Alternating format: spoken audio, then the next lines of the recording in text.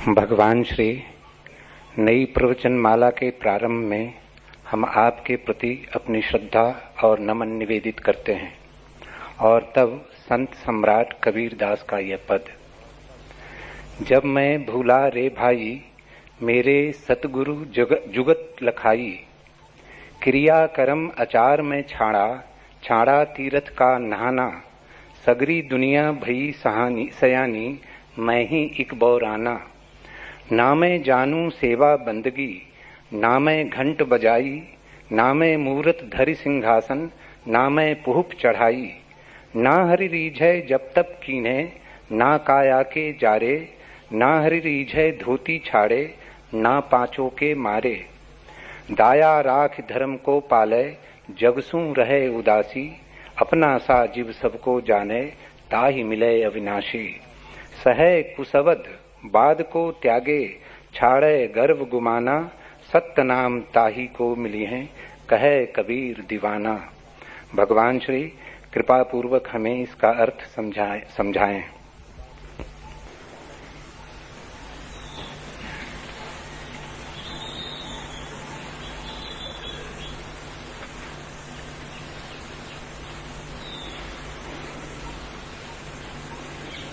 एक अंधेरी रात की भांति है तुम्हारा जीवन, जहां सूर्य की किरण का होना तो असंभव, मिट्टी की दिए की छोटी सी लौ भी नहीं है। इतना ही होता तो भी ठीक था। निरंतर अंधेरे में रहने के कारण तुमने अंधेरे को ही प्रकाश भी समझ लिया है।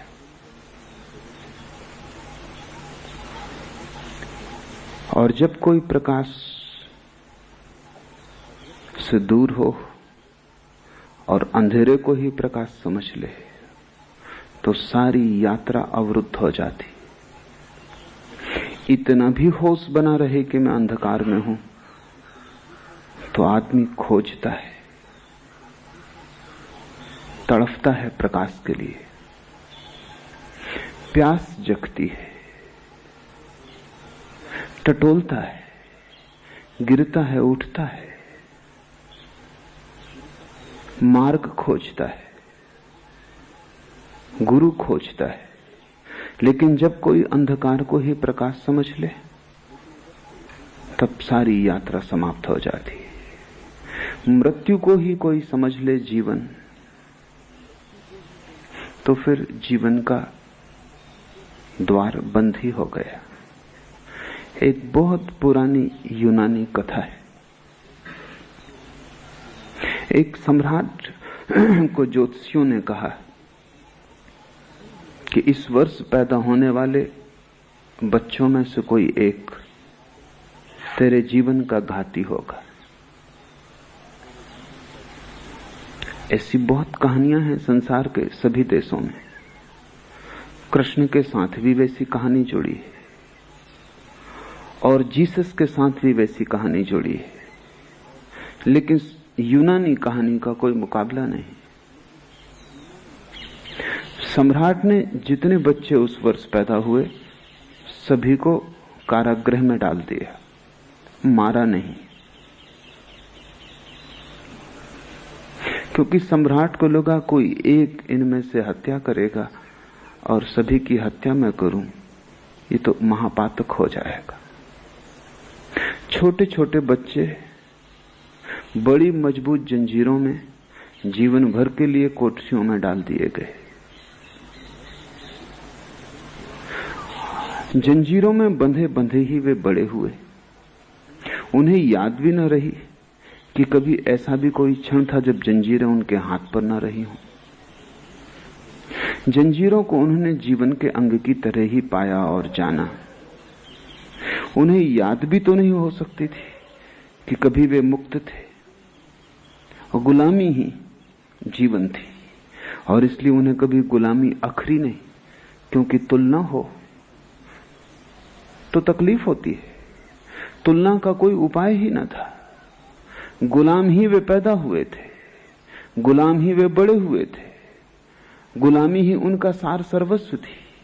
तुलना न थी स्वतंत्रता की, और दीवालों से बंधे थे वे भयंकर मजबूत जंजीरों से, और उनकी आंखें अंधेरी की इतनी आदी हो गई थी कि वे पीछे लौट के भी नहीं देख सकते थे जहां प्रकाश का जगत था। प्रकाश को देखते ही उनकी आंखें बंद हो जाती थी। प्रकाश तिलमिलाता था, प्रकाश कष्ट देने लगा था। अंधेरे से इतने राजी हो गए थे कि अब प्रकाश से राजी नहीं हो पाती थी आंखें। सिर्फ अंधेरे में ही आंख खुलती थी, प्रकाश में तो बंद हो जाती थी। तुमने भी देखा होगा, कभी घर के शांत स्थान से भरी दोपहरी में बाहर आ जाओ, आंख तिलमिला जाती। छोटे बच्चे पैदा होते हैं, 9 महीने अंधकार में रहते हैं मां के पेट में, प्रकाश की एक किरण भी वहां नहीं पहुंचती। और जब बच्चा पैदा होता है तो ना समझ डॉक्टरों का कोई अंत नहीं है। जहां बच्चा पैदा होता है अस्पताल में, वहां वे इतना प्रकाश रखते हैं कि बच्चे की आंखें तिलमिला जाती और सदा के लिए आंखों को भयंकर चोट पहुंच जाती। बच्चे को पैदा होना चाहिए मोमबत्ती के प्रकाश में, वहां हजार हजार कैंडल के बल्ब लगाने की जरूरत नहीं। दुनिया में जो इतनी कमजोर आंखें हैं, उनमें से 50% के लिए अस्पताल का डॉक्टर जिम्मेवार है। उसको सुविधा होती है ज्यादा प्रकाश में, वो देख पाता है क्या हो रहा है, क्या नहीं हो रहा, क्या करना है, क्या नहीं करना। लेकिन उसकी सुविधा सवाल नहीं है, सुविधा तो बच्चे की है। जो जीवन भर रहे हों अंधकार में, 9 महीने नहीं पूरे जीवन, वो पीछे लौट के भी नहीं देख सकते थे, वो दीवार की तरफ ही देखते थे। राह पर चलते लोगों, खिड़की द्वार के पास से गुजरते लोगों की छायाएं बनती थीं सामने दीवार पर। वे समझते थे वे छायाएं सत्य, यही असली लोग हैं। उस छाया को ही वे जगत समझते थे। छाया के इस जगत को ही हिंदुओं ने माया कहा है। असली तो दिखाई नहीं पड़ता, असली का प्रतिबिंब दिखाई पड़ता है। असली को देखने के लिए आंख चाहिए, समर्थ आंख, जो प्रकाश में खुल सके, जो सूरज के आमने सामने हो सके। अंधेरे की आदि आंख सत्य को नहीं देख सकती। सत्य ढका हुआ नहीं है, सत्य तो प्रकट है, उघड़ा हुआ है। तुम्हारी आंख कमजोर है और सत्य को न देख पाएगी। धीरे धीरे उन्होंने पीछे लौट कर देखना ही बंद कर दिया। पीछे लौट कर देखने का मतलब ही था आंख में आंसू आ जाएं। वो पीड़ा का जगत था। तुमने भी सत्य को देखना बंद कर दिया है, और जब भी कोई सत्य तुम्हें दिखा देता है तो पीड़ा होती है। आनंद जन्मता नहीं, कष्ट ही होता है। जब भी कहीं कोई सत्य कह देता है तो कष्ट ही होता है। लेकिन एक आदमी ने हिम्मत की, क्योंकि उसे शक होने लगा। ये छायाएं छायाएं ही हैं, क्योंकि इनसे बोलो तो ये उत्तर नहीं देती। इन्हें छुओ तो कुछ भी हाथ में नहीं आता, इन्हें पकड़ो तो कुछ पकड़ में नहीं आता। एक आदमी को शक होने लगा, कोई मनीषी, कोई बुद्ध।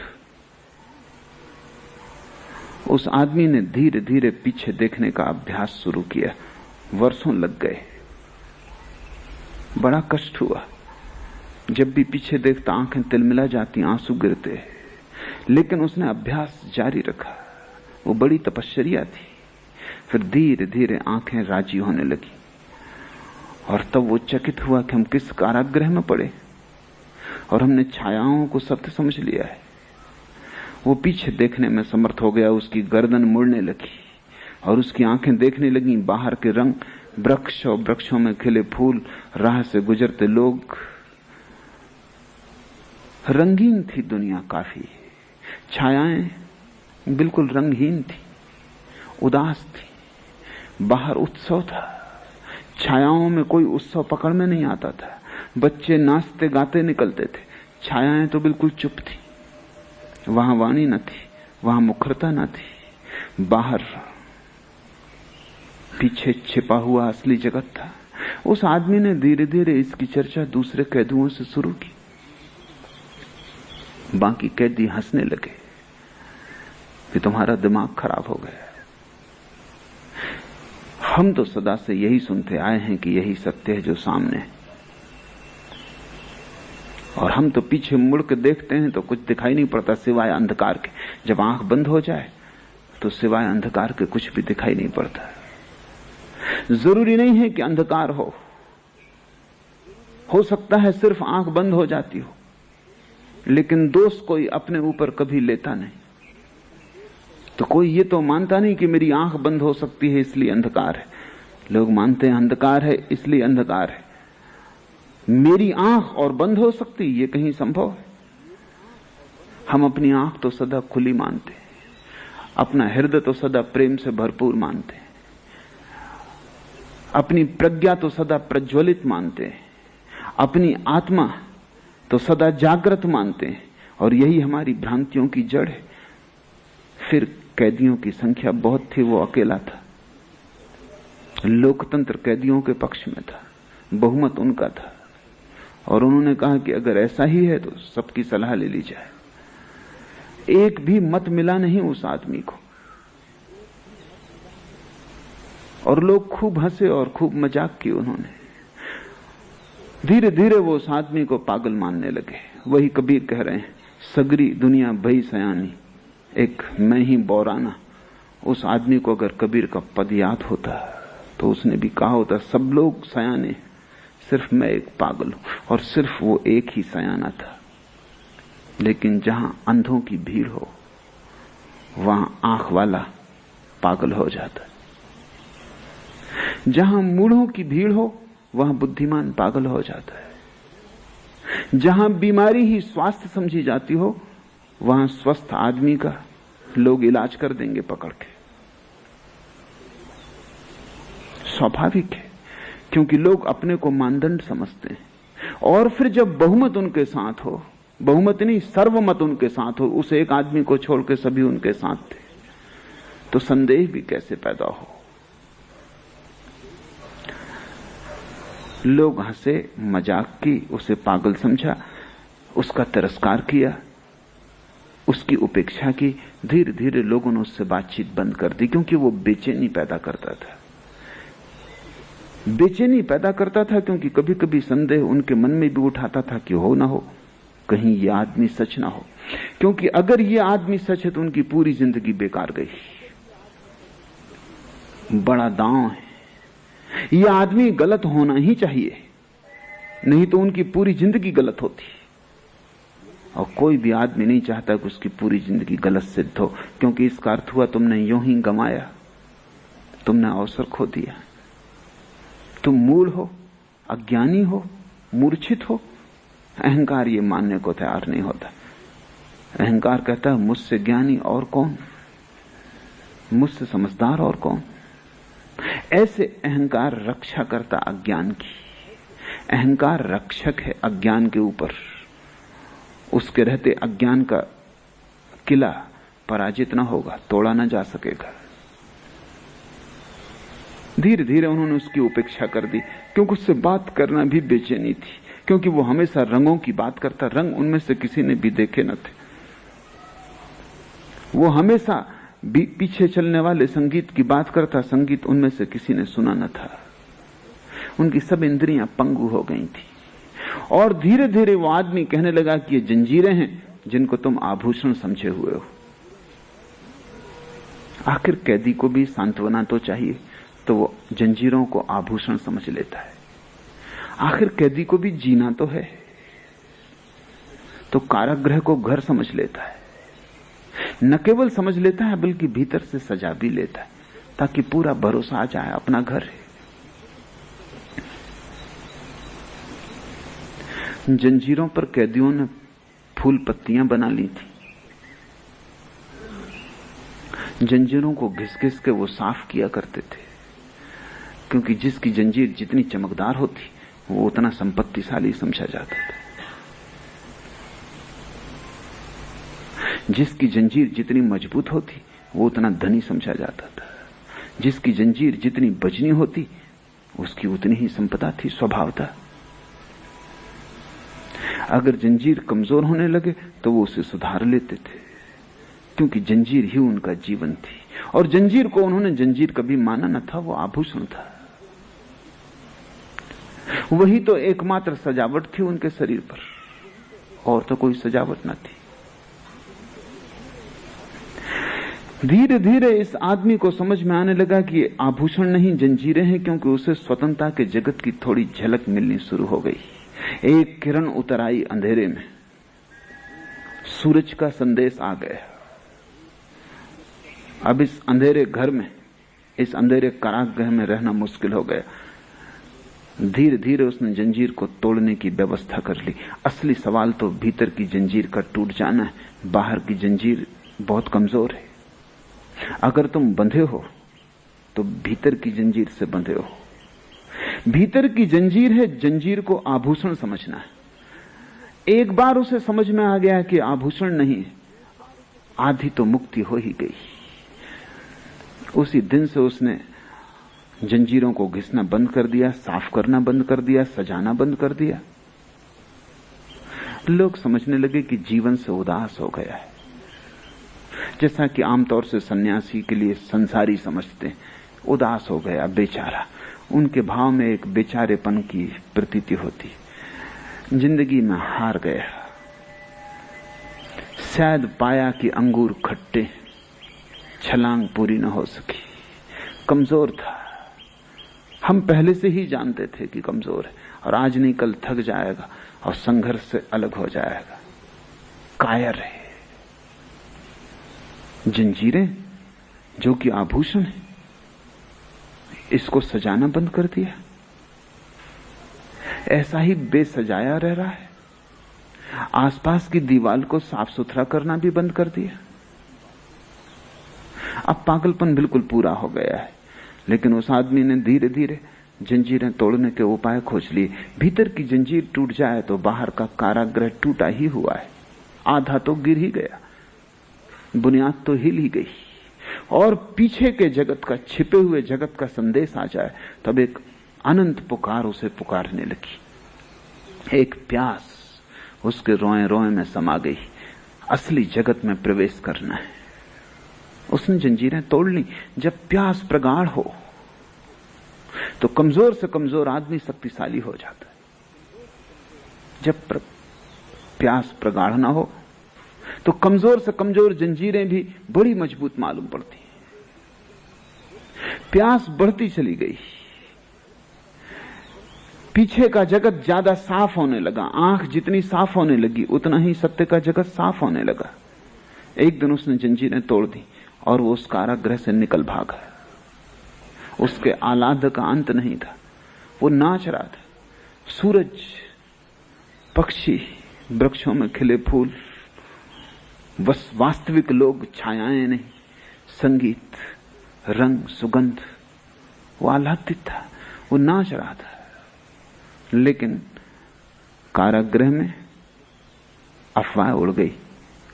हम जानते थे कि आज नहीं कल वो जीवन के संघर्ष से भाग जाएगा। एस्केपिस्ट, पलायनवादी, भगोड़ा।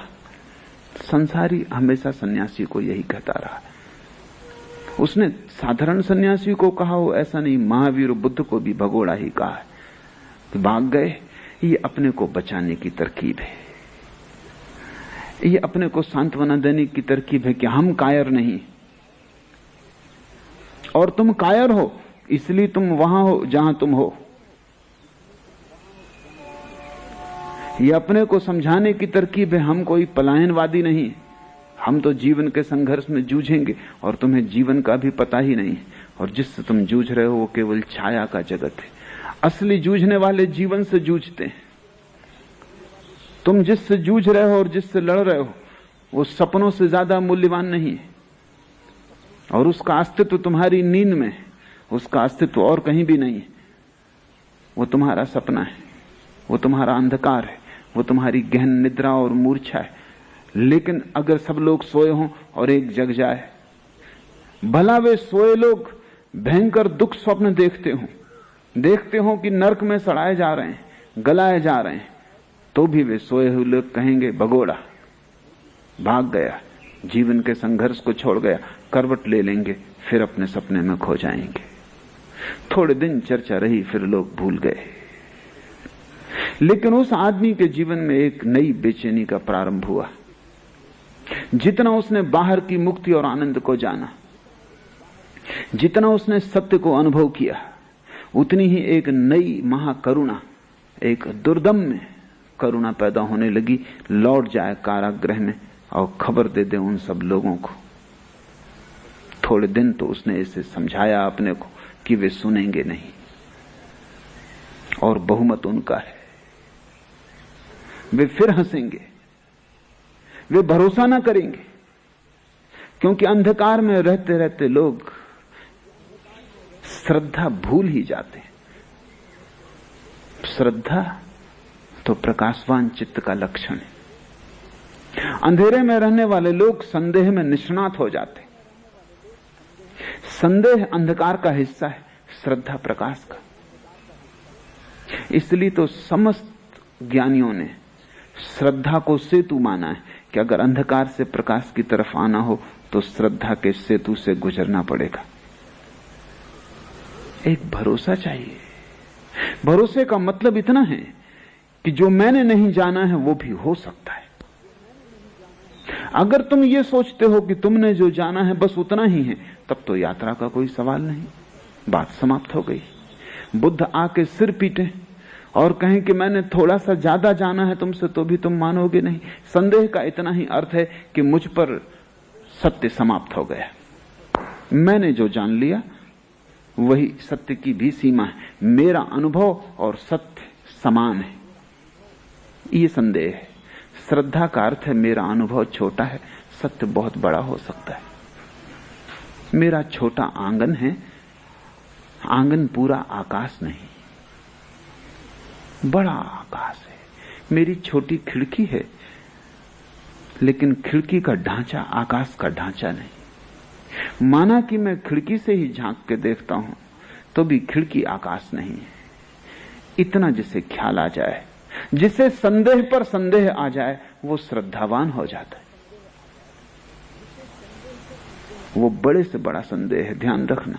जिसे संदेह पर संदेह आ जाए, जो अपनी संदेह की प्रवृत्ति के प्रति संदिग्ध हो जाए, उसके जीवन में श्रद्धा का आविर्भाव हो जाता है। श्रद्धा का अर्थ है जानने को बहुत कुछ शेष है। मैंने थोड़े कंकड़ पत्थर बीन लिए हैं समुद्र के तट पर, लेकिन इससे समुद्र का तट समाप्त नहीं हो गया। मैंने मुट्ठी भर रेत इकट्ठी कर ली, लेकिन सागर के किनारों पर अनंत रेत शेष है। मेरी मुट्ठी की सीमा है, सागर की सीमा नहीं। मेरी बुद्धि की सीमा है, सत्य की सीमा नहीं। मैं कितना ही पाता चला जाऊं तो भी पाने को सदा शेष रह जाएगा। यही तो अर्थ है परमात्मा को अनंत कहने का। तुम कितना ही पाओ, वो फिर भी पाने को शेष रहेगा। तुम पा के थक जाओगे, वो नहीं चुकेगा। तुम्हारा पात्र भर जाएगा, ऊपर से बहने लगेगा, लेकिन उसके मेघों से वर्षा जारी रहेगी। हम कण मात्र हैं। जब कण को ख्याल हो जाता है कि मैं सब, वहीं श्रद्धा समाप्त हो जाती। श्रद्धा अज्ञात की तरफ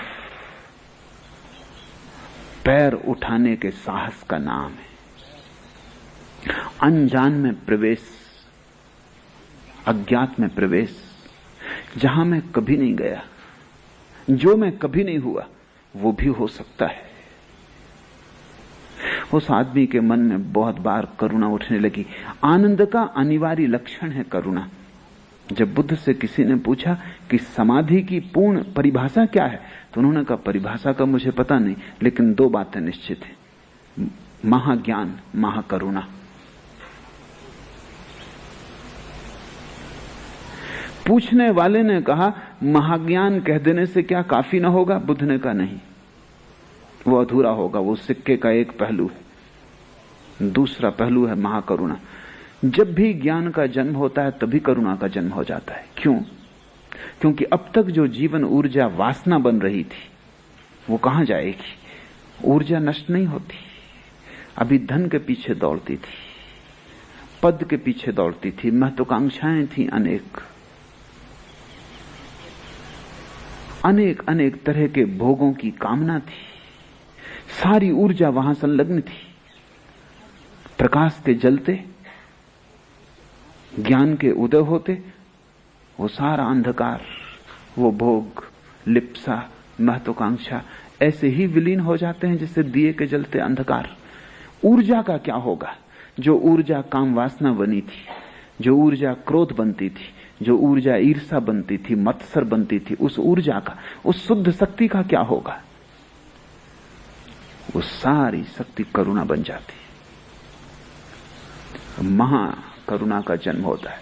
और वो करुणा तुम्हारी काम वासना से ज्यादा अदम्य होती, क्योंकि तुम्हारी काम वासना और बहुत सी वासनाओं के साथ है। महत्वाकांक्षा है, धन भी पाना है।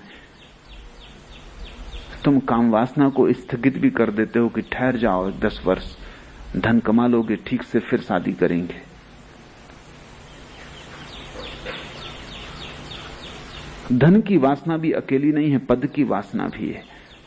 तुम पद पाने के लिए धन का भी त्याग कर देते हो,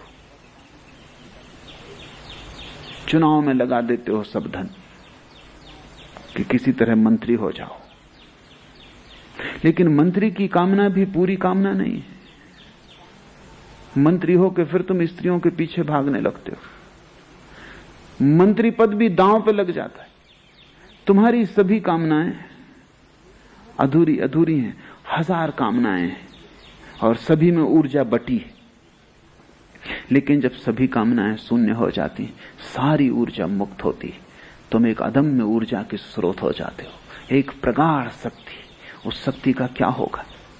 जब भी आनंद का जन्म होता है, समाधि का जन्म होता है, सत्य का आकाश मिलता है, तब तुम तत्क्षण पाते हो कि वे जो पीछे रह गए उन्हें भी इसी खुले आकाश में ले आना है। तब तुम्हारा सारा जीवन, जो बंधे हैं उन्हें मुक्त करने में लग जाता है, जो कारागृह में हैं उन्हें खुला आकाश देने में लग जाता है, जिनके पंख जंग खा गए उनके पंखों को सुधारने में लग जाता है कि वे फिर से उड़ सकें, जिनके पैर जाम हो गए उनके पैरों को फिर जीवन देने में लग जाता है, ताकि लंगड़े चलें और अंधे देखें और बहरे सुन सकें। और तुम लंगड़े हो, तुम चले नहीं। यात्रा तुमने बहुत की है, लेकिन जब तक तीर्थ यात्रा ना हो तब तक कोई यात्रा नहीं। तुम बहरे हो, तुमने सुना बहुत है, लेकिन वासना के सिवाय कोई स्वर तुमने नहीं सुना। और वासना भी कोई संगीत है। वासना तो एक शोरगुल है जिसमें संगीत बिल्कुल ही नहीं। वासना तो एक विसंगीत है जिससे तुम तनते हो, चिंतित होते हो, बेचैन परेशान होते हो। संगीत तो वो जो तुम्हें भर दे उस अनंत आनंद से, जहां सब बेचैनी खो जाती, जहां चैन की बांसुरी बजती है, और ऐसी बांसुरी कि उसका फिर कभी अंत नहीं आता। तुम अंधे हो, तुमने बहुत कुछ देखा है, लेकिन जो देखा है वो सब ऊपर की रूपरेखा है, भीतर का सत्य तुम नहीं देख पाते। शरीर दिखता है, आत्मा नहीं दिखती। पदार्थ दिखता है, परमात्मा नहीं दिखता। दृश्य दिखाई पड़ता है, अदृश्य नहीं दिखाई पड़ता। और अदृश्य ही आधार है दृश्य का, परमात्मा ही आधार है पदार्थ का। और आत्मा के बिना क्षण भर भी तो शरीर जीता नहीं। इधर उड़ गया पंखी, उधर शरीर जलाने को लोग ले चले। फिर भी तुमने सिर्फ शरीर देखा है और आत्मा नहीं देखी। अंधे हो तुम, पंगु हो तुम। जिसके जीवन में समाधि खिलती है वो भागता है उनको जगाने जो सोए, लेकिन उसे भी कठिनाई खड़ी होती। कुछ दिन तो उसने अपने को रोका, क्योंकि वो जानता है वे लोग हंसेंगे, क्योंकि वो जानता है वे सुनेंगे नहीं, क्योंकि वो जानता है कि उसका स्वागत नहीं होने वाला, अपमान और तिरस्कार होने वाला है, क्योंकि वो जानता है कि जो सदा से हुआ है वही फिर होगा। पत्थर और कांटों से स्वागत होगा, फूल मालाएं मिलने को नहीं। लेकिन अदम्य है करुणा, उसे रोका नहीं जा सकता। कथा है कि बुद्ध को जब ज्ञान हुआ तो 7 दिन तक वो चुप बैठे रहे। बड़ी मीठी कथा है। क्या करते रहे चुप बैठकर? बहुत बार अदम्य वेग से उठी करुणा कि जाएं। बहुत लोग भटकते हैं, सारे लोग भटकते हैं, जो मुझे मिल गया है वो बांट दूं, लेकिन कोई चीज रोकती रही, कोई चीज रोकती रही। बुद्ध जैसा व्यक्ति भी हिम्मत न जुटा सका। तुम्हारे सामने बुद्ध भी हारे हुए। बुद्ध को भी डर लगा, जिसको अब कोई डर नहीं बचा है, जिसको मृत्यु का भय नहीं, वो भी तुमसे डरता है। जो यम से नहीं डरता वो तुमसे डरता है। 7 दिन तक बुद्ध ने प्रतिरोध किया, अपना ही सब तरह से रोका कि नहीं, अपने को समझाया कि जो जागने वाले हैं वो मेरे बिना ही जाग जाएंगे, और जो नहीं जागने वाले हैं मैं लाख सिर पटकूं वो सुनेंगे नहीं, तो क्यों व्यर्थ मेहनत करूं। कथा है कि आकाश के देवता चिंतित हो गए। बड़ी बेचैनी फैल गई आकाश के देवताओं में। बेचैनी ये कि कभी करोड़ करोड़ वर्षों में कभी कोई एक व्यक्ति बुद्धत्व को उपलब्ध होता है, और वो भी अगर चुप रह गया तो जो भटकते हैं मार्ग पर उनका क्या होगा। जो अंधेरे में प्रतीक्षा करते हैं, अनजानी प्रतीक्षा, उन्हें पता भी नहीं किसी की जो मार्ग बताएगा। बताने वाले को पत्थर से ही वो स्वागत करेंगे, लेकिन फिर भी अनंत अनंत काल से खोजते तो हैं, भीतर कहीं कोई गहरे छिपे में बीज तो पड़ा ही है, न फूट पाता हो, ठीक भूमि ना मिली हो, सूरज का प्रकाश ना मिला हो, कोई पानी देने वाला ना मिला हो, कोई साज संहार करने वाला ना मिला हो, लेकिन बीज तो पड़ा ही है, उनका क्या होगा। कथा है कि आकाश के देवता उतरे, बुद्ध के चरणों में उन्होंने सिर रखा और कहा कि नहीं, चुप न बैठे, अब उठें। बहुत देर वैसे ही हो गई। देवता का अर्थ है ऐसी चेतनाएं जो अत्यंत शुभ परिणामी है, ऐसी चेतनाएं जिनके जीवन से अशुभ खो गया है, सिर्फ शुभ बचा है। अभी वे पूर्ण मुक्त नहीं है, क्योंकि जब शुभ भी खो जाएगा तभी पूर्ण मुक्ति होगी। देवता का अर्थ है शुद्धतम चेतनाएं, मुक्ततम नहीं। पहले अशुद्धि से बंधी हुई चेतनाएं हैं, जिनको हम राक्षस कहें, असुर कहें, नारकी योनि में पड़े हुए लोग कहें, और फिर शुद्ध चेतनाएं हैं जो स्वर्ग में हैं, शांत हैं, शुभ परिणामी हैं, किसी का बुरा नहीं चाहती, भला चाहती, लेकिन चाह बाकी है। नरक में जो पड़े हैं उनके हाथ में जो जंजीरें हैं वो लोहे की हैं, स्वर्ग में जो पड़े हैं उनके हाथ में जो जंजीरें हैं वो सोने की हैं, हीरे माणिक्य से जड़ी हैं, पर जंजीरें हैं। मुक्त वो है जिसे न शुभ रहा न अशुभ रहा, जिसकी लोहे की जंजीरें, सोने की जंजीरें सब टूट गई। मुक्त वो है जिसका द्वंद्व समाप्त हो गया, जिसके भीतर दो ना रहे, शुभ अशुभ, अच्छा बुरा, रात दिन, स्वर्ग नरक, सुख दुख सब खो गए। देवता का अर्थ है शुद्ध सुखी चेतनाएं। निश्चित स्वभावता उनके ही हृदय में कंपन पैदा होगा, क्योंकि वो निकटतम है मुक्त पुरुषों के। नरक में पड़े लोगों को तो पता भी नहीं चला कि कोई बुद्ध हो गया है। पृथ्वी पर जो लोग हैं वो दोनों के बीच में, ना तो नरक में है और न स्वर्ग में। वो त्रिशंकु की भांति है, शुभ और अशुभ दोनों में डोलते रहते हैं। शुभ है देवता, घंटे भर बाद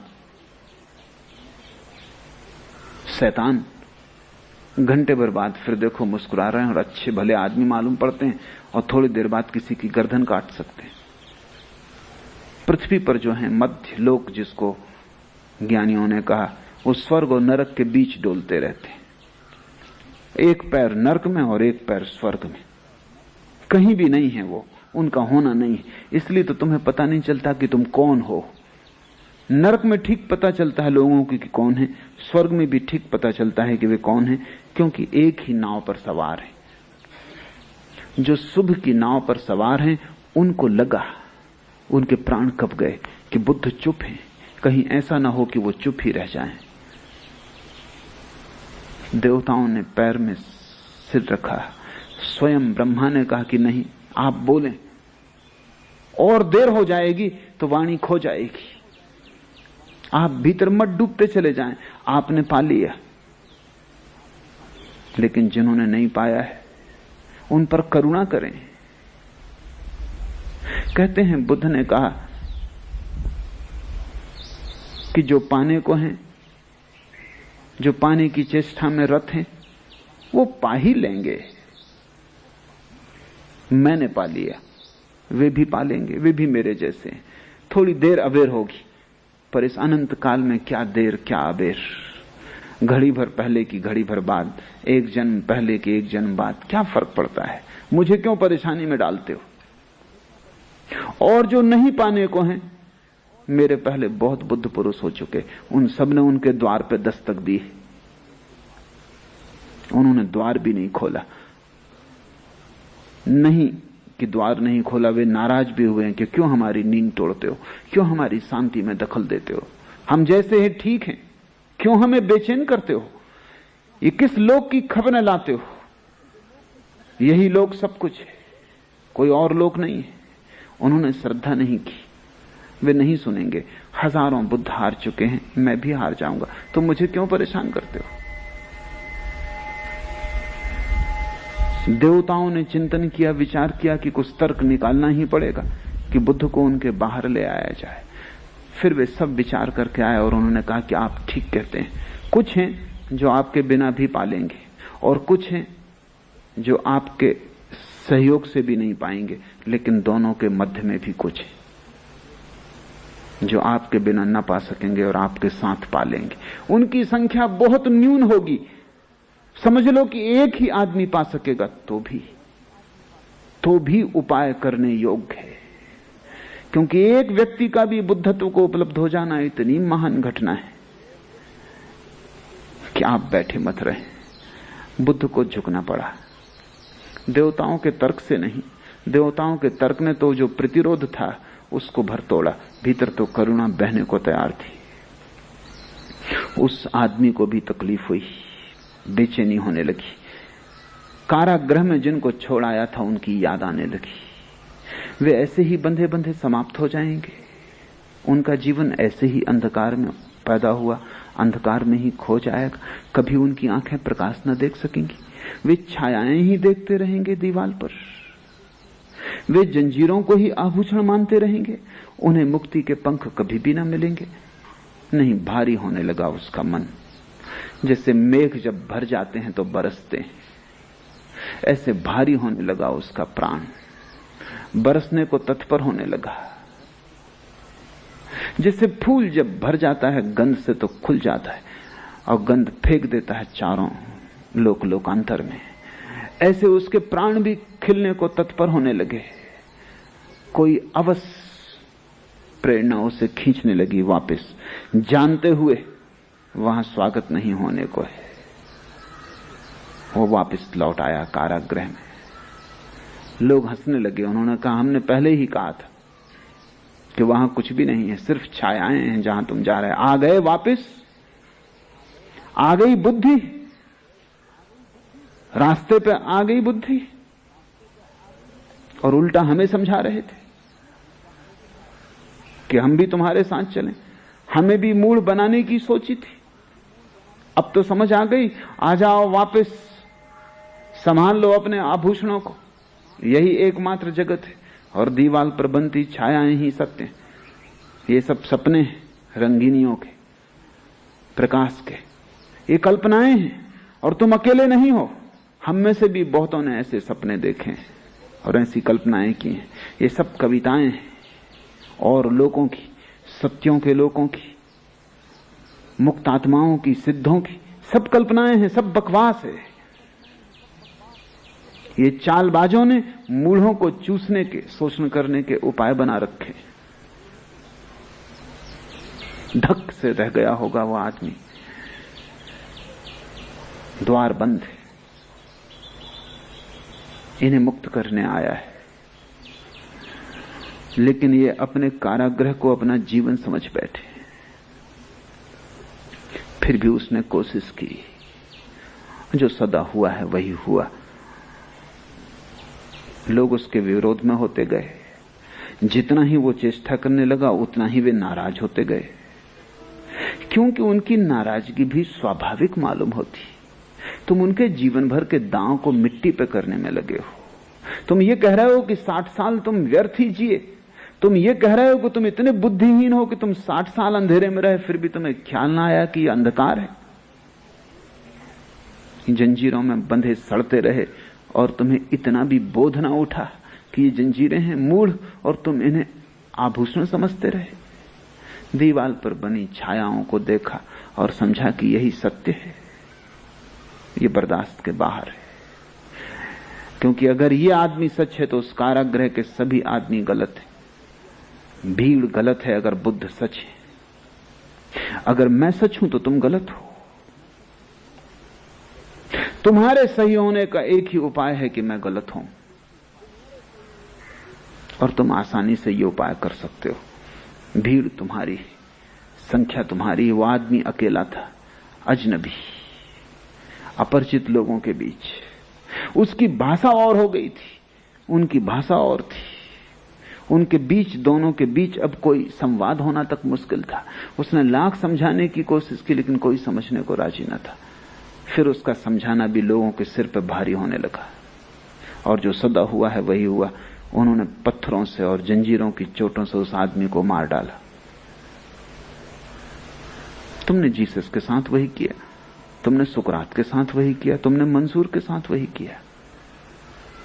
ये कहानी बड़ी प्राचीन है और बड़ी नई भी, पुरानी से पुरानी, नई से नई। ये अतीत में भी होती रही है, आज भी हो रही है, भविष्य में भी होती रहेगी। ये चिर नूतन, चिर पुरातन कथा है। यूनान के बहुत बड़े मनीषी अफलातून ने इस कथा का एक अंश अपनी किताबों में उल्लेख किया है, लेकिन यह कथा अफलातून से भी पुरानी है। ये उतनी ही पुरानी है जितना आदमी पुराना है, और ये तब तक रहेगी जब तक एक भी आदमी जमीन पर बंधा हुआ है। अब हम कबीर के इस सूत्र को समझने की कोशिश करें, तब तुम समझ पाओगे क्यों कबीर कहता है कहे कबीर दीवाना। नहीं तो तुम ना समझ पाओगे क्यों कबीर अपने को खुद पागल कहता है। कैसी बेबूझ दुनिया है। प्रज्ञावान पागल समझे जाते, मूढ़ ज्ञानी जिन्हें कुछ भी पता नहीं है, जिन्होंने शब्दों का कचरा इकट्ठा कर लिया है या खोपड़ी में शास्त्र भर लिए, वे ज्ञानी, वे पंडित हैं। कबीर काशी में रहे जीवन भर, पंडितों की दुनिया। स्वभावतः उन सभी पंडितों ने कहा होगा पागल है। काशी, वहां तो सबसे ज्यादा बड़े अंधों की भीड़ है, वहां तो सब तरह के मूढ़ प्रतिष्ठित हैं, जिनके पास शब्दों का जाल है, वेद उपनिषद है, गीता पुराण है, जिन्हें गीता पुराण वेद उपनिषद कंठस्थ है। शब्दों के अतिरिक्त जिन्होंने कुछ भी नहीं जाना, दीवालों पर बनी छायाओं को जिन्होंने इकट्ठा किया है, बड़ी मेहनत से, बड़े श्रम से, बड़ी कुशलता से, वे बड़े निष्णात हैं तर्क में, शब्द में। लेकिन शब्द तो छाया है सत्य की, और तर्क तो सिर्फ सांत्वना है। इसलिए कबीर अपने को खुद कहते हैं कहे कबीर दीवाना। एक एक शब्द को सुनने की, समझने की कोशिश करो, क्योंकि कबीर जैसे दीवाने मुश्किल से कभी होते हैं, उंगलियों पर गिने जा सकते हैं। और उनकी दीवानगी ऐसी है कि तुम अपना अहोभाग्य समझना अगर उनकी सुराही की शराब से एक बूंद भी तुम्हारे कंठ में उतर जाए, अगर उनका पागलपन तुम्हें थोड़ा सा भी छू ले, तो तुम स्वस्थ हो जाओगे। उनका पागलपन थोड़ा सा भी तुम्हें पकड़ ले, तुम भी कबीर जैसा नाच उठो और गा उठो, तो उससे बड़ा कोई धन्य भाग नहीं। वही परम सौभाग्य सौभाग्यशालियों को ही उपलब्ध होता है। जब मैं भूला रे भाई मेरे सतगुरु जुगत लखाई, क्रिया कर्म आचार में छाड़ा, छाड़ा तीर्थ नाना, सगरी दुनिया भई सयानी मैं ही एक बौराना।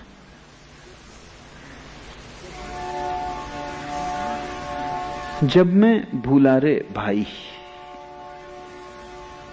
क्या भूल है? क्या तुम भूल गए हो? तुम स्वयं को भूल गए हो। सब तुम्हें याद है, वेद कंठस्थ,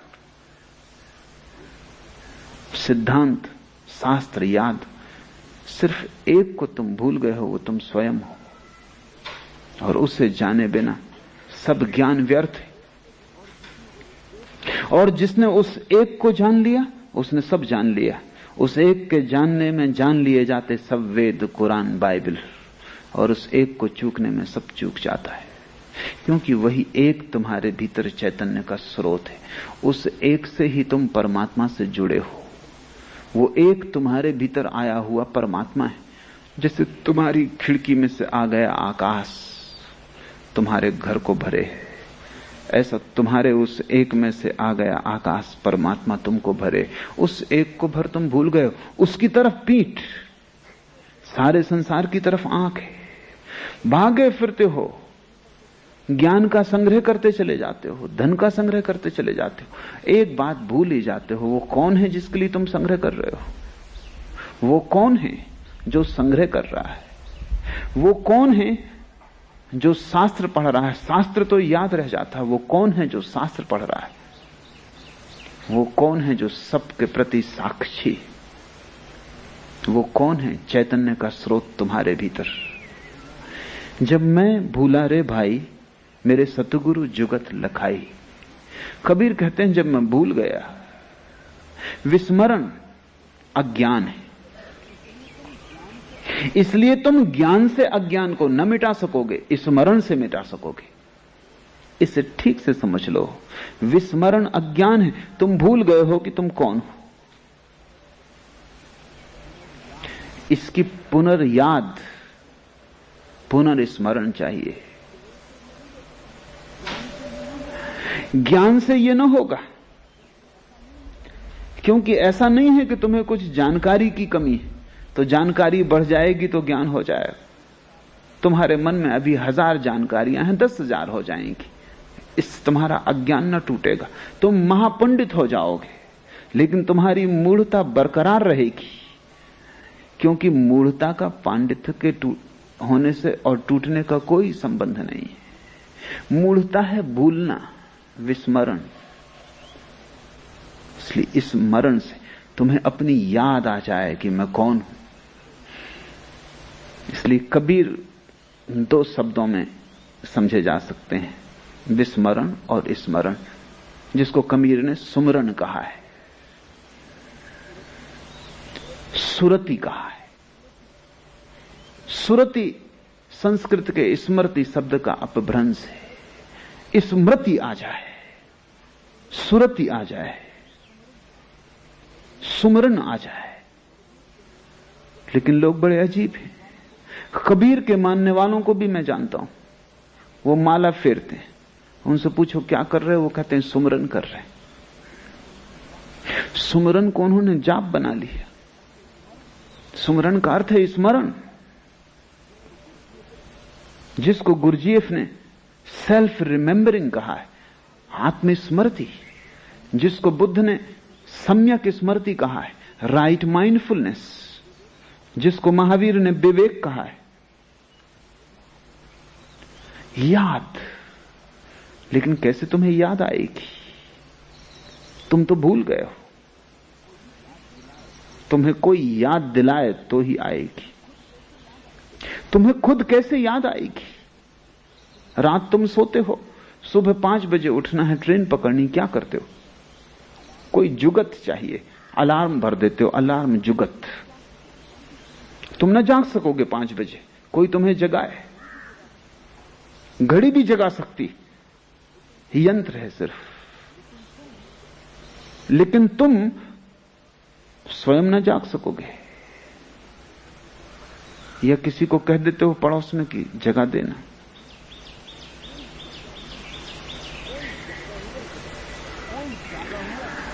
कोई जागा हुआ जगा सकता है। किसी सोए आदमी से मत कह देना कि जगा देना, कि वो पहले ही घुर्रा रहे हो, तुम उनसे जाकर भाई सुनो 5 बजे जगा देना, इससे कुछ हल ना होगा। उन्होंने सुना ही नहीं, उनको खुद ही कोई जगाने वाले की जरूरत थी।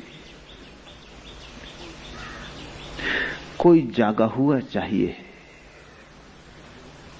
और समस्त योग का अर्थ है जुगत।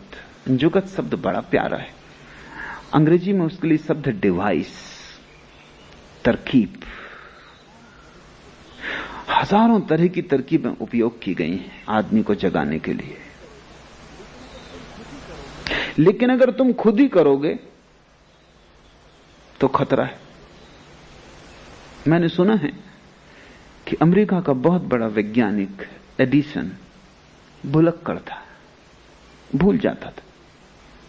अक्सर जो लोग बहुत सोचते हैं वो भुलक्कड़ हो जाते, इतना ज्यादा हो जाता है कि सबकी याद रखना मुश्किल हो जाती। तो वो हर चीज को जब भुलक्कड़ हो गया और उसने 1000 आविष्कार किए, इसलिए बड़ा पैनी बुद्धि का आदमी था। कभी वो कोई चीज आधी पूरी न कर पाए, आधी की है, आधा कोई आविष्कार कर लिया है, फिर भूल जाए वर्षों तक, तो बड़ा नुकसान होने लगा। तो किसी ने उसको सुझाव दिया कि तुम ऐसा क्यों नहीं करते कि हर चीज को लिख लिया ताकि याद बनी रहे। तो उसने लिखना शुरू कर दिया। तो अलग अलग कागजों पर लिख के रखता जाता, वो कागज खो जाते कि कहां रख दिया। किसी ने कहा तुम भी पागल हो, अलग अलग कागज पे क्यों लिखते हो, डायरी क्यों नहीं बना लेते। उसने डायरी बना ली, डायरी खो गई। आदमी भूलने वाला हो तो इससे क्या फर्क पड़ता है, तुम चाहे कागज पे लिखो चाहे तुम डायरी पे लिखो, इससे फर्क ही क्या पड़ता है। क्योंकि वो आदमी तो बुनियादी वही है। वो डायरी भूल गया एक दिन, उसने कहा इससे तो कागज ही बेहतर थे, एक भूलता था तो बाकी तो बचते थे, पूरा गया। डायरी में सब लिखा था, अब डायरी कहां है। आदमी अपने से कोशिश करेगा तो उसका जो बुनियादी गुण है उसके पार नहीं जा सकता। इसलिए आध्यात्मिक जीवन में गुरु की अनिवार्यता है। गुरु का केवल इतना ही अर्थ है, कोई जो जाग गया, कोई जो तुम्हें भूलने न देगा, कोई तुम्हें जो कोड़े लगाता रहेगा, कोई तुम्हें जो हिलाता रहेगा, कोई तुम्हें जो करवट लेके फिर सपने में न खो जाने देगा। तुम्हारा सारा अतीत नींद की तैयारी। गुरु के रहते भी तुम जाग जाओगे ये पक्का नहीं है, लेकिन गुरु के बिना तो बिल्कुल पक्का है कि तुम जाग ना सकोगे। हां, यह हो सकता है कि तुम नींद में ही सपना देखने लगो कि जाग गया। यह भी होता है। तुमने कभी नींद में ऐसा सपना भी देखा होगा जब तुम जाग गए। इसलिए अलार्म भी बहुत काम नहीं दे सकता। अलार्म बज रहा है, तुम सो रहे हो, तुम एक सपना पैदा कर लेते हो कि मंदिर में प्रार्थना चल रही, घंटी बज रही, तुमने खत्म कर दी घड़ी, तुमने तरकीब निकाल ली, नींद ने रास्ता बना लिया। क्योंकि अगर अलार्म है तो जगना पड़ेगा। तो नींद ने एक सपना पैदा किया। नींद ने कहा कैसी सुंदर आरती उतर रही भगवान के मंदिर में, कैसी घंटी बज रही मधुर। बस अब तुम सो सकते हो, अलार्म का कोई सवाल न रहा। नींद में तुम अलार्म भी बंद कर सकते हो, करवट ले सकते हो। घड़ी मुर्दा है, इसलिए विधियां अकेली काम न देंगी, गुरु चाहिए। विधियां तो उपलब्ध हैं, पतंजलि का योग शास्त्र, योग सूत्र उपलब्ध है, सब विधियां लिखी। लेकिन अगर किताब पढ़ के तुमने काम किया तो विधियां घड़ी की तरह होंगी, यंत्रवत। तुम कर भी लोगे, लेकिन करोगे तो तुम ही, सोया हुआ आदमी। कबीर कहेंगे स्मरण करो, तुम सुमरण कर लोगे, माला फेर लोगे। जीवित गुरु चाहिए। सभी धर्म मर जाते हैं, जिस दिन उनका जीवित गुरु मर जाता है उसी दिन मर जाते हैं। सिख धर्म जिंदा था जब तक 10 गुरु जिंदा रहे। जिस दिन गुरु गोविंद सिंह ने तय किया कि अब गुरु ग्रंथ ही गुरु होगा, अब कोई जीवित गुरु नहीं होगा, उसी दिन मर गया। तो 10 गुरुओं के जीते जी जो खूबी थी सिख धर्म में, वो बात ही और थी।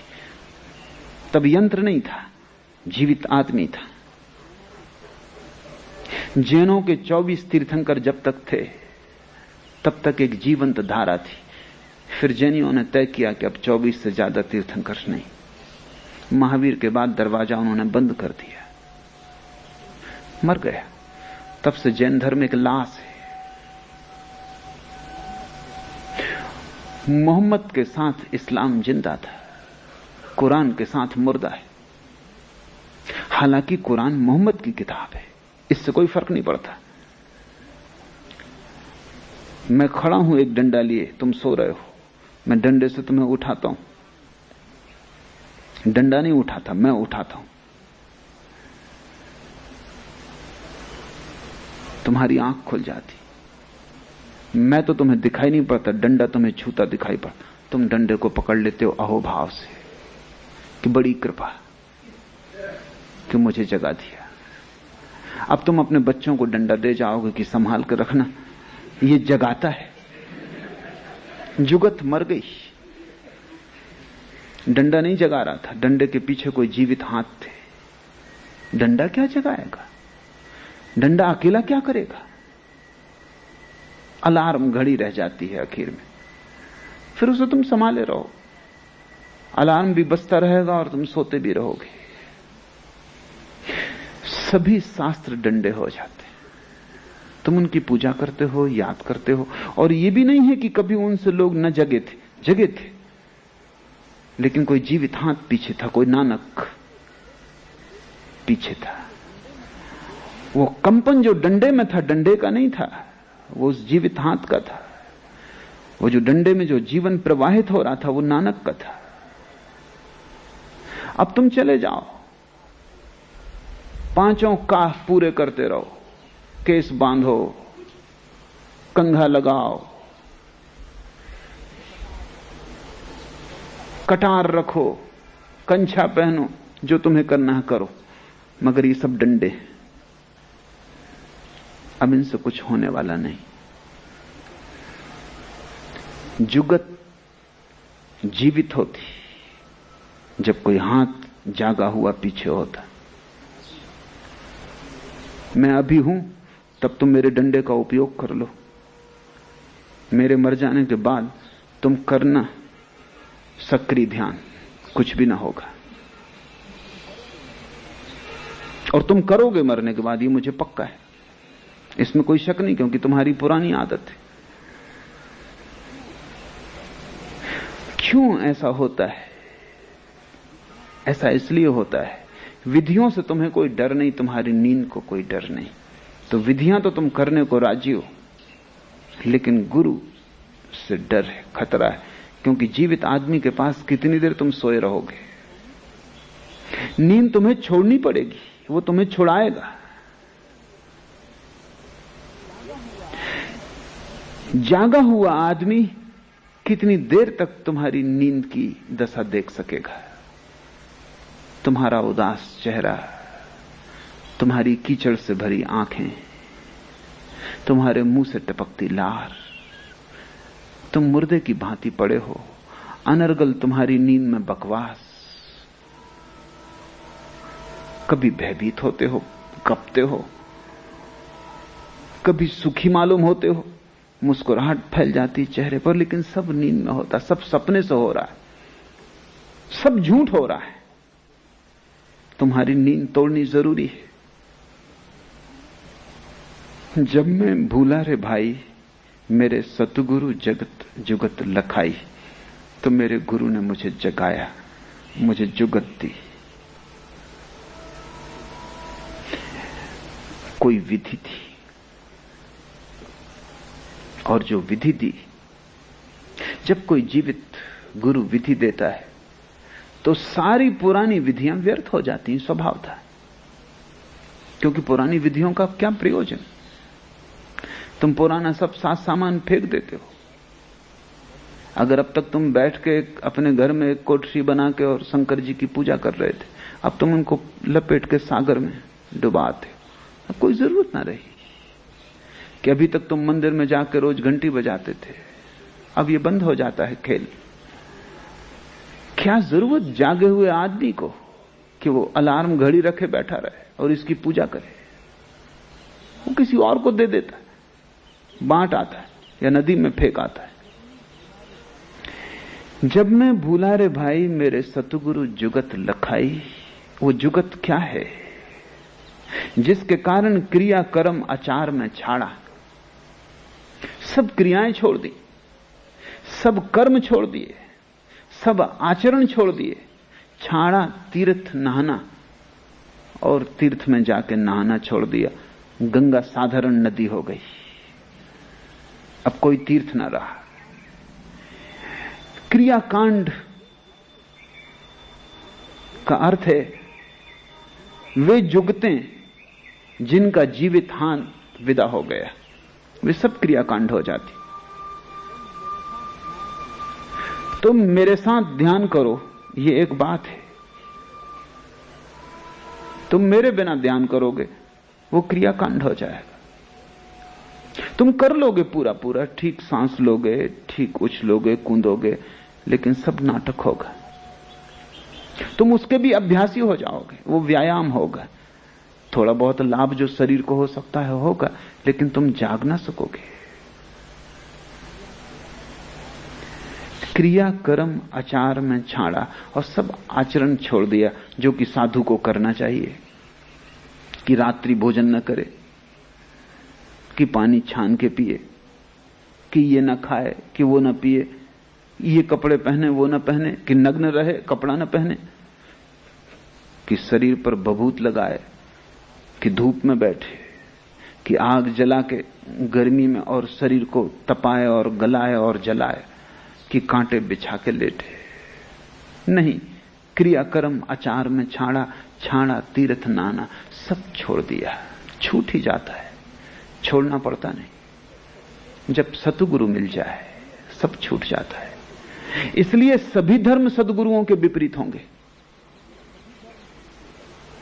क्योंकि सभी धर्म पुराने क्रियाकांड, पुरानी विधि, पुराना तीर्थ, पुराना मंदिर, पूजा पाठ, उस पर आरूढ़ है। जब भी कोई सदगुरु पैदा होगा तत्क्षण सारे धर्म उसके विपरीत हो जाएंगे, क्योंकि जो जो सदगुरु के साथ चलेंगे उनके क्रियाकांड छूटने लगेंगे। वो तीर्थ जाना बंद कर देंगे। एक नया तीर्थ पैदा हो गया और जीवित तीर्थ पैदा हो गया। अब कौन मुर्दा तीर्थों में जाता है? अब एक नई विधि मिल गई, जीवित विधि मिल गई, जिसमें अभी भी आग है, अंगार है, राख नहीं हो गई। तो अब कौन पुरानी विधियों को खोजता है जिनकी अंगार कभी की बुझ गई? कभी थी, अब नहीं है। अब सिर्फ राख के ढेर रह गए। राख के ढेरों में भी गर्मी तक नहीं रह गई, बिल्कुल ठंडे हो गए, कोई प्राण नहीं बचा। अब उनको तुम छोड़ ही दोगे? छोड़ना पड़ता नहीं, वे छूट जाते हैं। इसलिए एक बात ख्याल रखना कि जब भी कोई सदगुरु पैदा होता तभी सारे धर्म उसके विपरीत हो जाते हैं। होना उल्टा चाहिए कि सारे धर्म उसके पक्ष में हो जाएं, क्योंकि वो वही कर रहा है जो इन धर्मों ने कभी किया था। लेकिन ऐसा प्रतीत होता है कि वो दुश्मन है। नानक पैदा होगा तो सिख धर्म पैदा हो जाएगा अलग, हिंदू राजी ना होंगे स्वीकार करने को, मुसलमान राजी ना होंगे स्वीकार करने को, जैन राजी ना होंगे स्वीकार करने को। क्योंकि नानक की मान के कोई जैन नग्न साधु कपड़े पहन लेगा, छोड़ देगा नग्नता। नानक की मान के कोई हज यात्री आधी यात्रा से वापस लौट आएगा। नानक की मान के कोई माला को फेंक देगा, कोई पूजा अर्चना को बंद कर देगा। सभी दुश्मन हो जाएंगे, मस्जिद भी, मंदिर भी, लेकिन वही अब होगा। अब नानक का धर्म भी उतना ही मुर्दा जितना नानक के समय हिंदू, मुसलमान और जैन मुर्दा थे। अब अगर कोई सतगुरु पैदा होगा तो नानक के मानने वाले उसके बताया गुरुओं ने पूरा किया। ऐसी हालतें आ गई कि गुरु थक जाते थे, क्योंकि उनका सब जितना बता सकते थे बता दिया, और बुद्ध उसको इतनी निष्णात स्थिति से करते, इतनी तत्परता और लगन से करते कि गुरु के पास यह भी बहाना ना बचता कहने का कि तुमने ठीक से नहीं किया इसलिए नहीं हो रहा। गुरुओं के पास वो तरकीब है। गुरु जो कि सच में गुरु नहीं है, क्योंकि वो जो बताते हैं तुम कभी पूरा कर नहीं पाते, इसलिए जांच कभी हो नहीं पाती कि वो जो बताते हैं वो कुछ सार का भी है क्या निस्सार है। कोई गुरु कहता है कि अगर तुमने 90 दिन का उपवास किया तो आत्मज्ञान हो जाएगा। बड़ी मुश्किल है। 90 दिन का उपवास न तुम करोगे न आत्मज्ञान होगा, और अगर तुमने एक दिन पहले भी तोड़ दिया गुरु कहेगा अधूरा रह गया। इसलिए तुम्हें कभी जांच का मौका भी नहीं मिलता। गुरुओं की ठीक परीक्षा तभी होती जब उन्हें ठीक शिष्य मिल जाते। बुद्ध ऐसा ही शिष्य था। उसने अनेक गुरुओं का पानी उतार दिया। वो जिस गुरु के पास गया, गुरु ने जो कहा, गुरु ने कहा 15 दिन का उपवास, उसने 45 दिन का करके बताया। गुरु को यह कहने की जगह न रही कि तुमने किया नहीं। आखिर गुरु हाथ जोड़ लेते कि हम जो बता सकते थे बता दिया, इसके आगे हमें भी पता नहीं है, तुम कहीं और जाओ। क्योंकि उनकी वजह से दूसरे शिष्यों में शक पैदा होने लगता है कि जब इतना करके इस आदमी को कुछ नहीं हुआ तो हमको क्या होगा। बुद्ध की वजह से शिष्य भागने लगते दूसरे। बुद्ध ने सारे गुरुओं को टटोल डाला, और जैसा कि अक्सर होता है, गुरु तो मुश्किल से कोई होता है, 100 में कभी एक, 99 तो केवल धोखे के गुरु होते हैं। जैसे तुमने खेतों में खड़े देखे हो आदमी धोखे के, हंडी लगी है, कपड़ा लगा है, डंडे पे खड़े, पक्षियों को भगाने के लिए ठीक।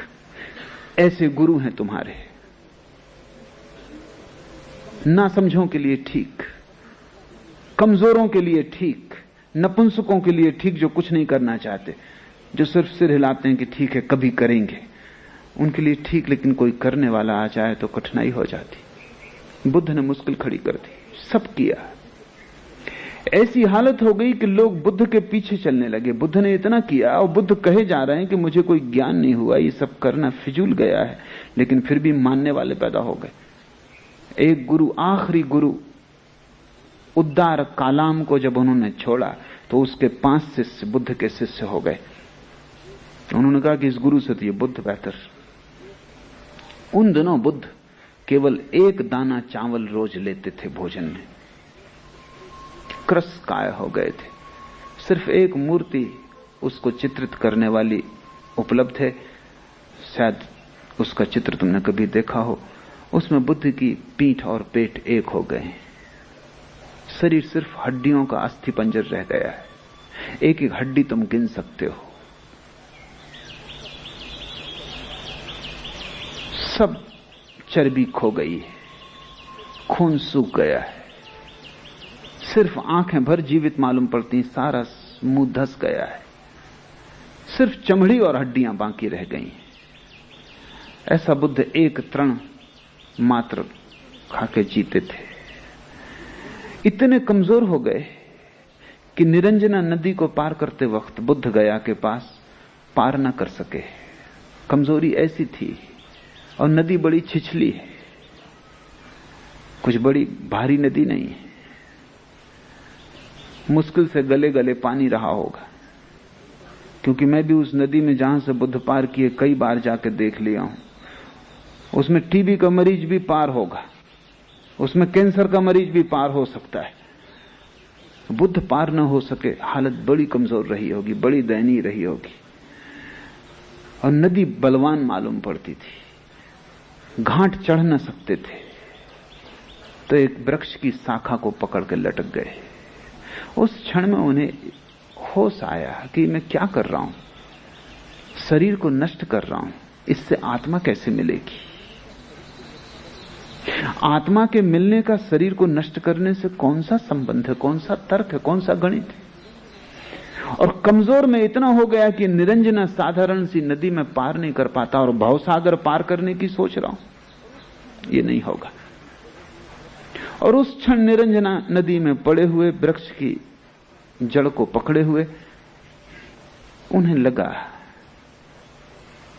कि सब करना व्यर्थ गया, कोई क्रियाकांड कहीं ना ले जा सका। पहले मैंने संसार छोड़ दिया था, अब मैं ये त्याग तपश्चर्या भी छोड़ देता हूं। उस दिन त्याग पूरा हुआ, उस दिन कुछ भी ना बचा पकड़ने को, सब छूट गया, मुट्ठी खुल गई। बुद्ध किसी तरह बाहर निकले। जिस वृक्ष के नीचे उनको बोध हुआ, उस वृक्ष के नीचे बैठे किसी युवती ने, गांव की, जिसका नाम सुजाता है। ऐसा उस वृक्ष के देवता के लिए कुछ चढ़ौती मानी होगी कि कोई उसकी इच्छा पूरी हो जाएगी तो वो खीर से भरा हुआ थाल वृक्ष को चढ़ाएगी। पूर्णिमा की रात थी, उस रात वो खीर चढ़ाने आई, उसकी इच्छा पूरी हो गई थी। पूर्णिमा की उस निर्जन रात में निरंजना के एकांत तट पर वृक्ष के नीचे उसने बुद्ध को देखा। दुर्बल काय, पीत हो गए। समझा, भोली युवती रही होगी, श्रद्धावान, समझा कि वृक्ष का देवता स्वयं खीर लेने को उपस्थित हुआ है। कोई और दिन होता तो बुद्ध ने खीर न ली होती, क्योंकि वो केवल एक तृण ही लेते थे। कोई और दिन होता तो बुद्ध ने रात में कुछ भी न लिया होता, एक तृण भी, क्योंकि रात वो लेते न थे। कोई और दिन होता तो जात पात पूछी होती कि स्त्री कौन है। निश्चित ही स्त्री शूद्र रही होगी। नाम सुजाता बताता है कि शूद्र रही होगी, क्योंकि जो अच्छी जात में पैदा हुआ हो वो सुजाता नाम ना रखेगा, जरूरत नहीं। इसलिए अक्सर कुरूप स्त्रियों का नाम तुम पाओगे सुंदरबाई। तो सुंदर स्त्री को कोई सुंदरबाई नाम देता? जस्ती नहीं बात, बैठती नहीं बात। निश्चित लड़की शूद्र रही होगी, और शूद्र ही तो वृक्षों इत्यादि को पूजते हैं। ब्राह्मणों के तो मंदिर हैं, जैनों के बड़े विशाल मंदिर हैं, उनको कोई वृक्षों की पूजा करने नहीं जानी पड़ती। जो मंदिर बना नहीं सकते, देवता प्रतिष्ठापित नहीं कर सकते, दीन दरिद्र हैं, वही तो वृक्षों को पूजते हैं। शूद्र ही रही होगी। लेकिन उस रात बुद्ध ने न पूछा, पूछने की बात ही न रही। उस दिन सब छोड़ दिया, जो हो। अब यह हो रहा है कि ये लड़की अचानक इस रात में बिना मांगे खीर लेके आ गई, तो उन्होंने स्वीकार कर लिया। ये खबर उनके 5 शिष्यों को मिली जो दूसरे वृक्षों के नीचे ध्यान कर रहे थे। 5 शिष्य जो बुद्ध की तपस्या देख के उनके पीछे हो गए थे। उन्होंने कहा, ये भ्रष्ट हो गए। शूद्र लड़की, रात का समय, और अब तक एक तृण लेता था। ये गौतम भ्रष्ट हो गया। उन्होंने तत्क्षण गौतम को छोड़ दिया, त्याग कर दिया। वैसी ही दशा कबीर की हो गई होगी। क्रिया कर्म आचार में छाड़ा, छाड़ा तीर्थ नहाना, सगरी दुनिया भई स्यानी, मैं ही एक बोराना। बुद्ध के अपने 5 शिष्य भी छोड़ के चले गए कि भ्रष्ट हो गया ये आदमी, क्योंकि तुम्हारे लिए धर्म का अर्थ क्रियाकांड है।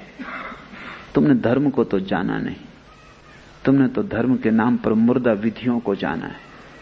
अब तक ये बुद्ध ज्ञानी था, मानने योग्य था, पूज्य था। अब ये भ्रष्ट हो गया। खीर खाने से आदमी भ्रष्ट हो गया, रात भोजन लेने से भ्रष्ट हो गया। मैं एक घर में मेहमान था, जैन घर। गांव के सबसे प्रतिष्ठित वृद्ध जैन मुझे मिलने आए थे। उन्होंने मेरी किताब साधना पथ पढ़ी थी और बहुत प्रभावित हुए थे, और मेरी बड़ी तारीफ कर रहे थे, ऐसे जैसे मैं 25वां तीर्थंकर हूं। और तभी घर की गृहिणी ने मुझे आके कहा कि अब आप चलें, रात हुई जाती है, भोजन कर लें।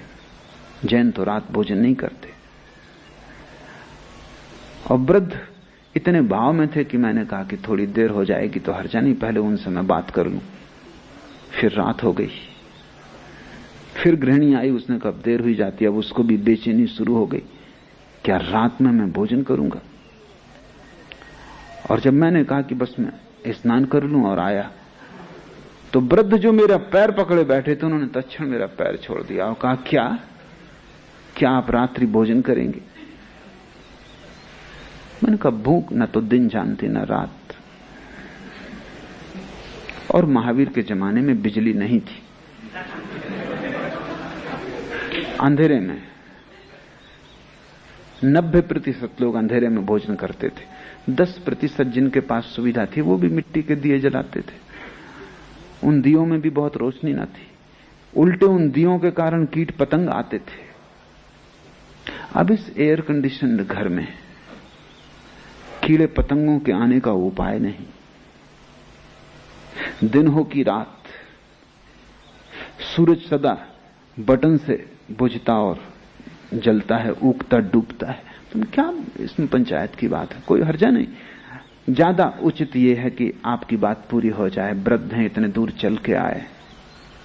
उन्होंने कहा कि तब फिर मुझे आपको एक बात कहनी पड़ेगी कि मैं कुछ सीखने आया था, लेकिन मैं गलत आदमी के पास आ गया। और बजाय सीखने के मैं आपको इतना सिखाना चाहूंगा। मैं वृद्ध हूं, 75 वर्ष की मेरी उम्र है। इतनी शिक्षा आपको जरूर दूंगा कि जिसको अभी इतना भी ज्ञान नहीं कि रात्रि भोजन वर्जित है, उसका सब ज्ञान व्यर्थ है, उसमें कोई सार नहीं।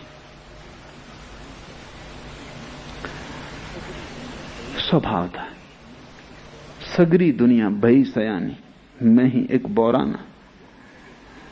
क्रियाकांड जब छोड़ दिया होगा, कबीर ने लोगों ने कहा होगा हो गया भ्रष्ट। बुद्ध को जब ज्ञान उत्पन्न हो गया, उस रात जब शिष्य छोड़ के चले गए, उस वृक्ष के नीचे सोए, पहली दफा निश्चिंत, न चिंता रही संसार की, बाजार की, राज्य की, साम्राज्य की, न चिंता रही मोक्ष की, स्वर्ग की, परमात्मा की। उस रात बिल्कुल निश्चिंत सोए, चिंता ही न रही, पाने को कुछ ना बचा, सब व्यर्थ है।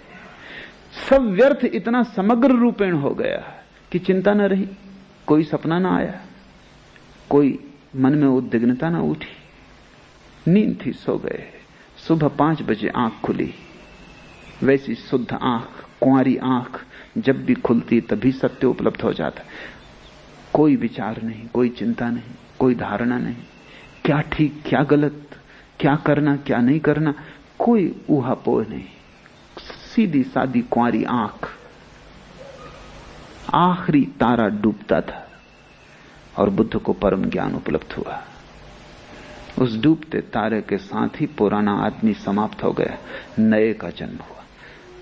चेतना पुरानी लीन हो गई, नई चेतना जन्म गई। उस क्षण बुद्ध ने जाना कि सत्य कुछ करने से नहीं मिलता, सिर्फ आंख खोलने की बात है, सिर्फ होश, स्मरण, जागृति।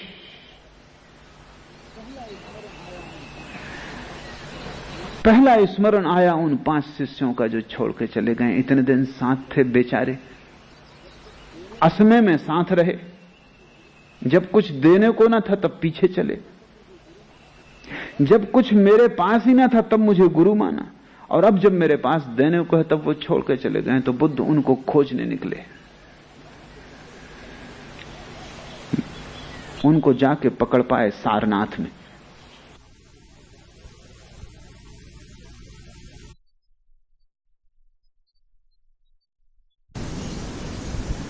जब उन्होंने देखा बुद्ध को आते हुए दूर से एक टीले पर बैठे हुए, तो उन 5 ने तय किया ये भ्रष्ट गौतम आ रहा है, हम ना तो उठ के इसको आदर दें और ना नमस्कार करें, न इतना हम इसकी तरफ पीठ कर लें। अगर इसको आना हो खुद आ जाए, बैठना हो खुद बैठ जाए, हम ये भी ना कहें कि बैठो। जो साधारण अतिथि के लिए भी किया जाता है वो भी हम ना करें। ये गौतम भ्रष्ट है, इसने नियम छोड़ दिए।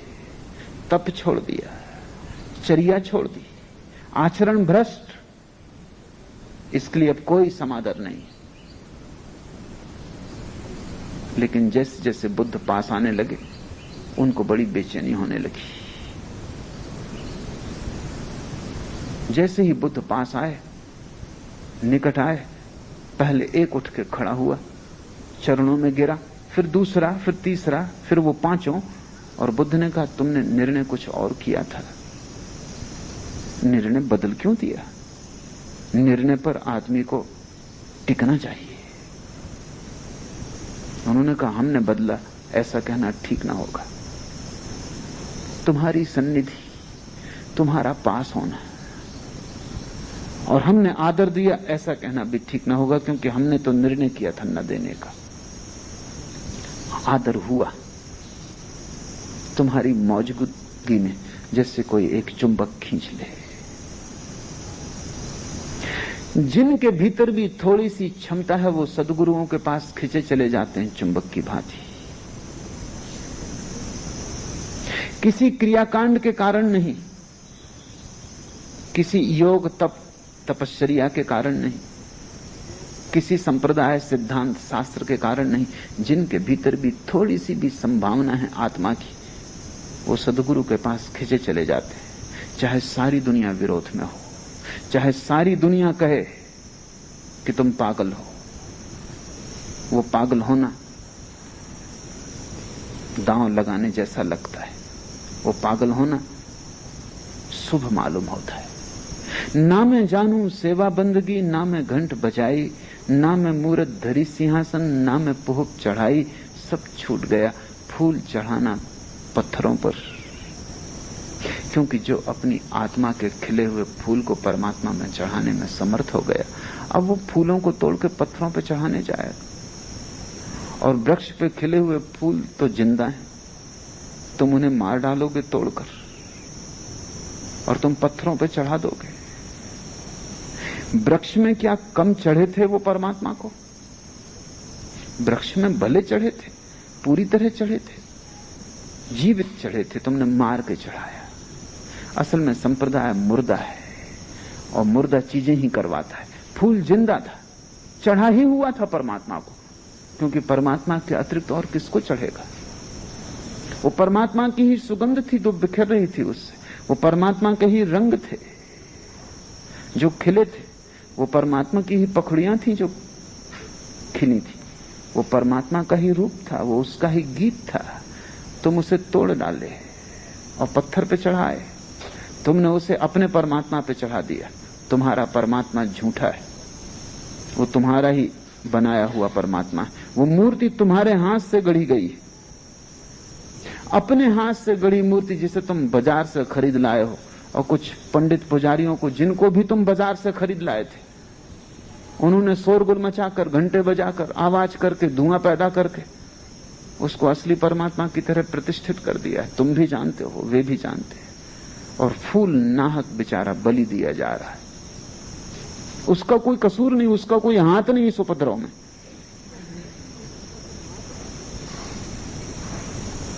मैं जबलपुर में था तो मैंने एक बड़ा बगीचा अपने चारों तरफ लगा रखा था।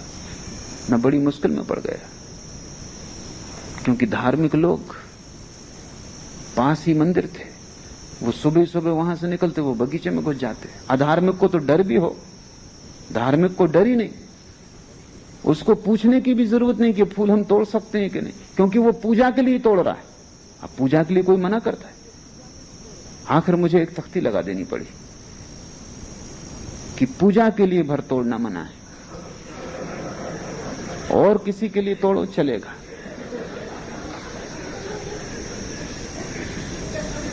क्योंकि पूजा का फूल तोड़ने से क्या लेना देना। और वो इतनी अकड़ से घुस आते, राम राम जपते, उनका अधिकार है। ये तो पूजा के लिए तोड़ रहे हैं, वो मुझसे कहते, ये कोई हम अपने लिए थोड़ी तोड़ रहे हैं। फूल भले सोह रहे हैं वृक्षों पर, क्यों उनको तोड़ के पत्थरों पे चढ़ा रहे हो? अगर बहुत ही ज्यादा इच्छा होती हो, पत्थर को लाके फूलों पे चढ़ा दो, कम से कम जिंदगी पे मुर्दा को चढ़ा दो।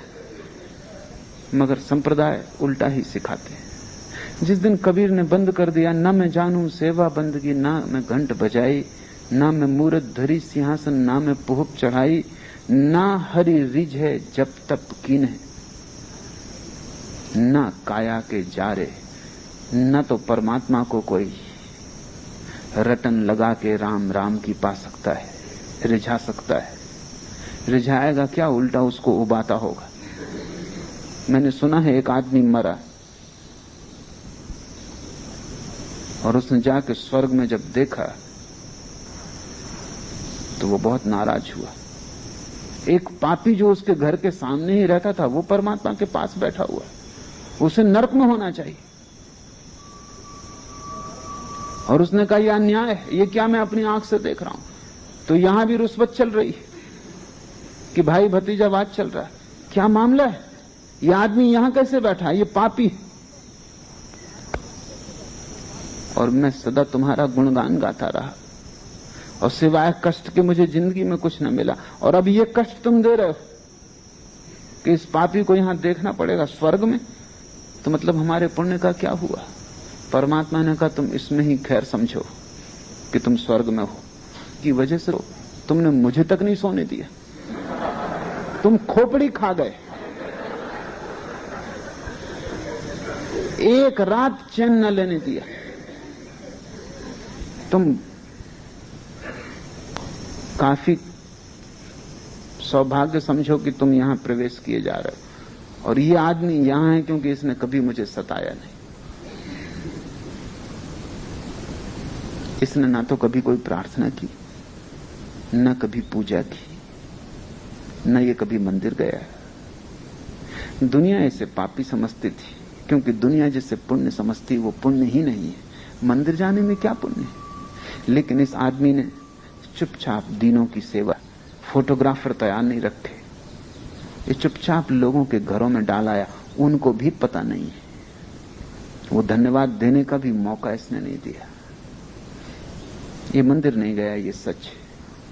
इसने पूजा नहीं की, ये सच है, लेकिन ये मेरा प्यारा है। ना मैं मूरत धरी सिंहासन, ना मैं पुहप चढ़ाई, ना हरि रिझ है जब तप कीने, ना काया के जारे। और तुम शरीर को तपाओ, जलाओ, इससे तुम सोचते हो परमात्मा प्रसन्न होगा। आत्मा तक प्रसन्न नहीं होती, परमात्मा क्या प्रसन्न होगा। भीतर की आत्मा से पूछो, वो परमात्मा का प्रतिनिधि है तुम्हारे भीतर, पीड़ा पाती है। तुम जब प्रफुल्लित हो, जब तुम्हारा सारा शरीर खिला है और स्वस्थ है, जब तुम्हारे सारे शरीर के रग रग रोए रोए में जीवन की धारा बह रही है, जब तुम नाच सकते हो, तभी तुम्हारी आत्मा प्रसन्न है। और जिस बात में आत्मा प्रसन्न है वही परमात्मा की पूजा है। तुम अपनी आत्मा की सुनो, तुमने परमात्मा की सुनी। तुमने अपनी आत्मा की न सुनी, तुम परमात्मा के दुश्मन हो। गुरजीएफ कहा करता था कि दुनिया के सारे धर्म परमात्मा के दुश्मन हैं, और वो ठीक कहता था, क्योंकि वे सब तुम्हें तुम्हारी आत्मा की सुनने की नहीं सिखाते। उनके पास बंधे हुए अनुशासन है, इनको पूरा करो, आओ अपने को ही मारो, अपना ही गला घोंटो। वे सब आत्मघाती हैं। ना हरि रिझे धोती छाड़े, और नग्न हो जाने से कोई हरि को रिझा लोगे। वाह पांचों के मारे, और पांचों इंद्रियों को भी मार डालो, फोड़ लो आंखें अपनी, कान में सींचे डाल लो, ताकि न सुनाई पड़ेगा संगीत, न वासना पैदा होगी, न दिखाई पड़ेगा रूप, न वासना पैदा होगी। मार डालो, काट डालो पांचों इंद्रियों को। वही तो तुम्हारे साधु सन्यासी कर रहे हैं। परमात्मा बनाता है, तुम मिटाते हो। तुम कैसे उसके मित्र हो सकते हो। परमात्मा आंखें बनाता है, तुम परमात्मा कान देता है। तुम बहरे बनना चाहते हो। जो परमात्मा ने दिया है उसे मिटाओ मत, उसे संभालो, उसे सुसंस्कृत करो, उसे संवेदनशील बनाओ। आंख ऐसी संवेदनशील हो जाए कि रूप तो दिखाई पड़े ही, रूप के भीतर छिपा अरूप भी दिखाई पड़ने लगे।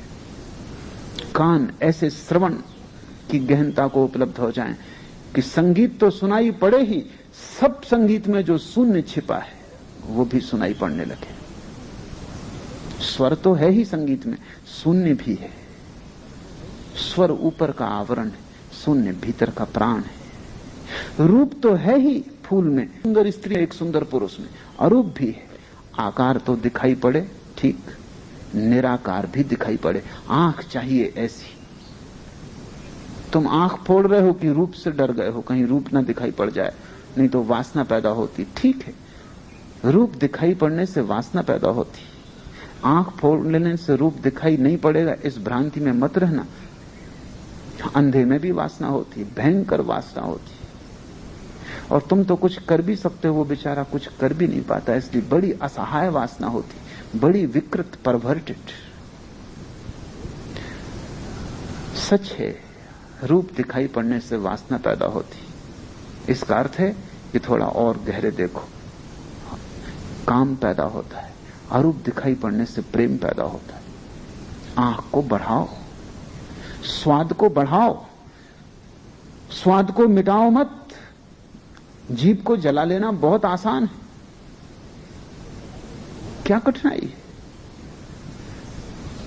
स्वाद से घबराओ मत, स्वाद में परम स्वाद भी छिपा है। अस्वाद को उपलब्ध नहीं होना है, परम स्वाद को उपलब्ध होना है। तब तुम परमात्मा की धारा में बह रहे हो, तब तुम्हें कुछ करना ना पड़ेगा, तुम ऐसे ही बहते हुए पहुंच जाओगे। धारा जा ही रही सागर की तरफ, तुम बस धारा के साथ एक हो जाओ। दया जाने ताए मिले अविनाशी, दो शब्द, दया करुणा। जिसमें करुणा जग गई, सब जग गया। धर्म, धर्म से तुम अर्थ मत लेना हिंदू धर्म, मुसलमान धर्म, ईसाई धर्म, नहीं, क्योंकि वे सब तो क्रियाकांड है। धर्म से मूल अर्थ है स्वभाव, स्वयं को जो साध ले।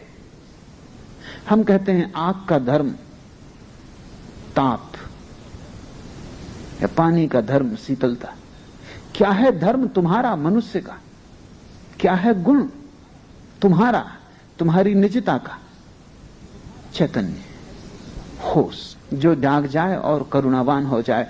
दया राख ही धर्म को पाले, जग सुन रहे उदासी। वो अपने आप इस सपने के प्रति जो चारों तरफ चल रहा है उदास हो जाता है। पर ये उदासी घृणा की नहीं है, क्योंकि घृणा कभी उदास नहीं होती।